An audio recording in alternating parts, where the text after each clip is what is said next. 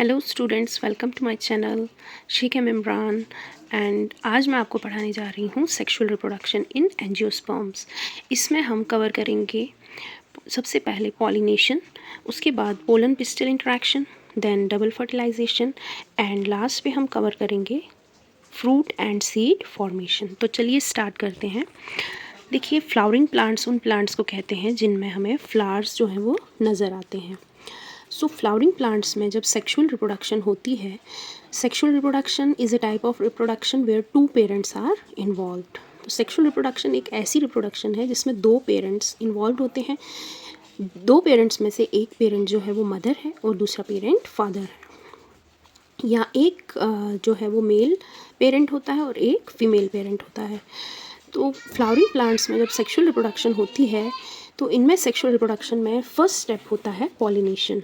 Pollination, as we all know, transfer of pollen from anther to stigma with the help of a pollinating agent is called pollination. तो pollination एक ऐसा process है जिसमें pollen जो है वो anther से ट्रांसफ़र होता है स्टिग्मा पे, और एंथर से स्टिग्मा पे ट्रांसफ़र करने में पोलन को हेल्प करते हैं कुछ एजेंट्स जिन्हें हम पॉलिनेटिंग एजेंट्स कहते हैं। हम सब जानते हैं कि पॉलिनेटिंग एजेंट्स जो हैं बहुत सारी तरह के होते हैं। For example, wind is a pollinating agent, water, insects, bats etcetera. These are the different types of pollinating agents. इन सब पॉलिनेटिंग एजेंट्स में से जो इंसेक्ट्स हैं वो मैक्सिमम पॉलिनेशंस करवाने में हमें हेल्प करते हैं, यानी कि हमारे फ्लावरिंग प्लांट्स को हेल्प करते हैं। So insects are the most important pollinating agents. So the first step in the sexual reproduction in flowering plants or angiosperms is pollination. Pollination हम पढ़ चुके हैं, transfer of pollen from anther to stigma. जैसे ही pollen stigma पे land करता है, सबसे पहले जो चीज़ होती है वो ये है कि पोलन को पहचाना जाता है कि क्या पोलन अपने स्पीशी का पोलन है या पोलन किसी और स्पीशी का पोलन आके यहाँ पर स्टिग्मा पे लैंड हुआ है। ये जो पार्ट है हमारे पिस्टल का, इसे स्टिग्मा कहते हैं। देखिए, दिस इज़ स्टिग्मा, ये वाला जो पार्ट है, this long tube like structure, this is style, and ये जो स्वोलन पोर्शन है इसे हम ओवरी कहते हैं। सो पोलन जब एंथर से निकल के आता है तो वो लैंड करता है स्टिग्मा पे। स्टिग्मा पे लैंड करने के बाद पोलन जो है बहुत सारे केमिकल्स को रिलीज़ करता है। इन केमिकल्स में से जो कुछ केमिकल्स हैं वो हैं, फॉर एग्ज़ाम्पल, बोरॉन है, सुक्रोस है, इनोस्टोल है। इसी तरह कुछ बहुत सारे एंजाइम्स हैं जो पोलन रिलीज़ करता है। उसके बाद जब ये केमिकल्स रिलीज़ होते हैं उसके बाद होती है पोलन और पिस्टल की इंटरेक्शन, या पोलन या स्टिग्मा की इंटरेक्शन। तो पोलन ग्रेन और स्टिग्मा जो है वो आपस में इंटरेक्ट करते हैं with the help of chemicals.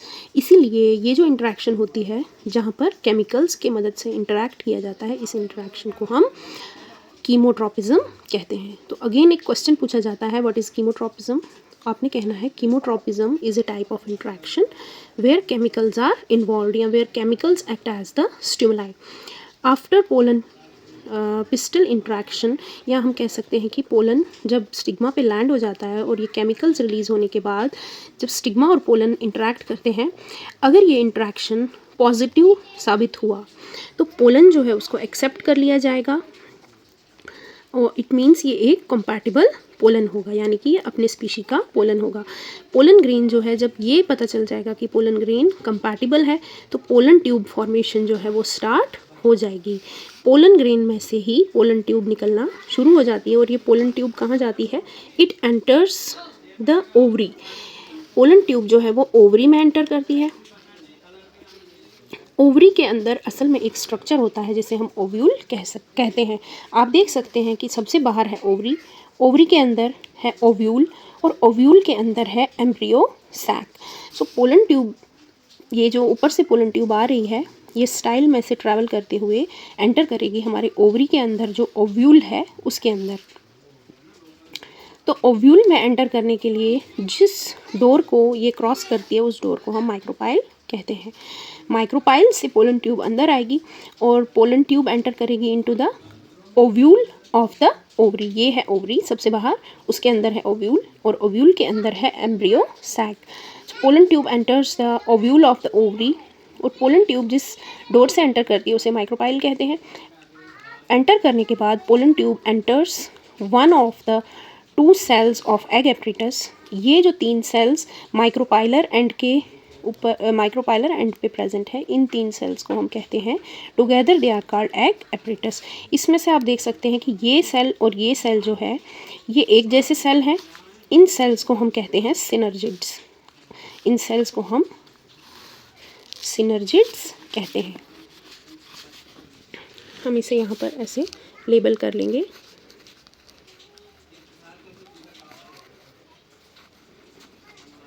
Synergids. और ये जो बीच में एक अलग से सेल है, this is our egg cell. Pollen tube जब आती है और ओव्यूल में एंटर करती है, ओव्यूल में एंटर करने के बाद वो सिनर्जिड में एंटर करेगी और ये सिनर्जिड जो हैं ये पोलन ट्यूब को गाइड करेंगे। सो सिनर्जिड्स का काम क्या है? Synergids guide the pollen tube. ये पोलन ट्यूब को गाइड करेंगे और बताएंगे कि एग सेल कहाँ पर है।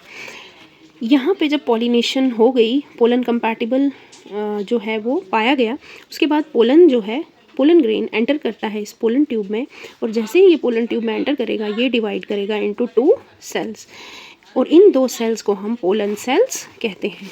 ये 2 आ गए हमारे पोलन सेल्स। पोलन सेल इस पोलन ट्यूब में एंटर करेंगे और पोलन ट्यूब क्योंकि ओव्यूल के अंदर एंटर कर रही है तो पोलन सेल्स भी ओव्यूल में एंटर करेंगे, और ओव्यूल में जो सिनर्जिड्स हैं वो पोलन ट्यूब को गाइड करेगी कि एग कहाँ पर है। तो इन 2 पोलन सेल्स में से, ये जो पोलन सेल्स ऊपर से आ रहे हैं अंदर, इन 2 पोलन सेल्स में से एक सेल जो है वो एग के साथ फ्यूज़ करेगा और दूसरा सेल जो है वो इन 2 सेल्स के साथ फ्यूज़ करेगा। Sorry, these are not cells, these are only nuclei. So 1 pollen cell fuses with the egg cell and 1 pollen cell fuses with these 2 nuclei present in the center of the embryo sac। अब जब एक pollen cell और egg cell fuse करेगा तो हम इस step को कहते हैं fertilization, because the fusion of egg and the male gamete is called fertilization. और यहाँ पर एक और फर्टिलाइजेशन हो रही है क्योंकि 2 न्यूक्लियाई के साथ एक और पोलन सेल न्यूक्लियाई जो है वो फ्यूज़ कर रहा है। तो एक फर्टिलाइजेशन यहाँ पर हुई और दूसरी फर्टिलाइजेशन हुई यहाँ पर, तो इसलिए इस प्रोसेस को डबल फर्टिलाइजेशन कहते हैं। हमने लिखा कि जब सेक्सुअल रिप्रोडक्शन होती है एंजियोस्पर्म्स में, सबसे पहले होती है pollination. Pollination is the transfer of pollen from anther to stigma of the pistil. Pistil हमारा ये जो हमने सारा का सारा स्ट्रक्चर बनाया है, स्टिग्मा, स्टाइल एंड ये जो पूरा ओवरी है, together it is called pistil. Pollination सबसे पहले होगा, पॉलिनेशन के बाद होगा pollen pistil interaction. Pollen pistil interaction में पोलन केमिकल्स को रिलीज़ करेगा और स्टिग्मा जो है वो इस पोलन को रिकॉग्नाइज़ करेगा, क्या अपने स्पीशी का पोलन है या किसी और स्पीशी का पोलन है।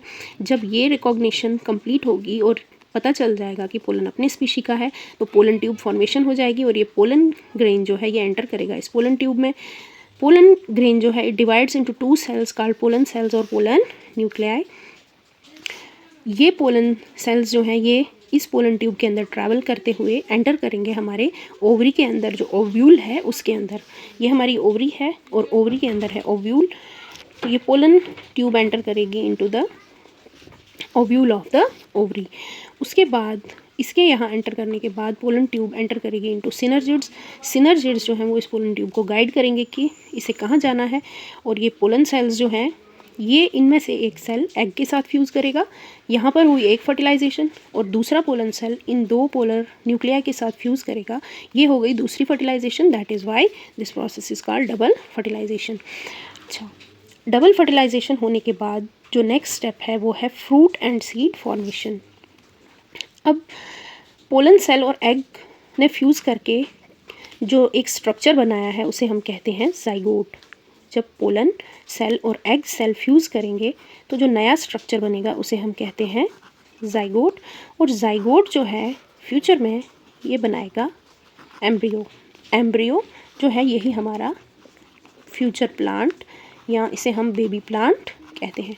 और ये वाली जो फर्टिलाइजेशन हुई है, सेकंड फर्टिलाइजेशन इन 2 पोलर न्यूक्लियाई की, इसे एक पोलन सेल के साथ, ये एक न्यूक्लियस है, ये दूसरा न्यूक्लियस है और ये पोलन सेल का एक और न्यूक्लियस इनके साथ मिल जाएगा, तो 3 न्यूक्लियस आपस में जुड़ जाएंगे।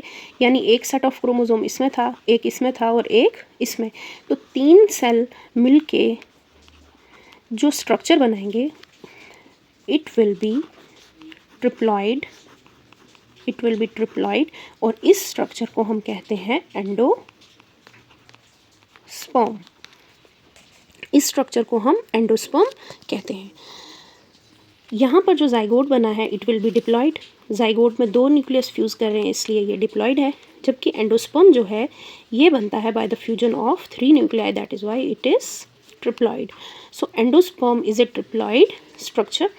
जाइगोट जो है हमने पहले ही समझ लिया कि zygote will give rise to embryo, and zygote से एम्ब्रियो बनेगा, और ये जो ओव्यूल है जिस टाइम पर ये सब चेंजेस हो रही होंगी इनसाइड द एम्ब्रियो सैक, हमारा ओव्यूल जो है उसी टाइम पर साथ साथ ओव्यूल चेंजेस इनटू सीड, और हमारी जो ओवरी है फ्लावर की, ओवरी चेंजेस इनटू फ्रूट।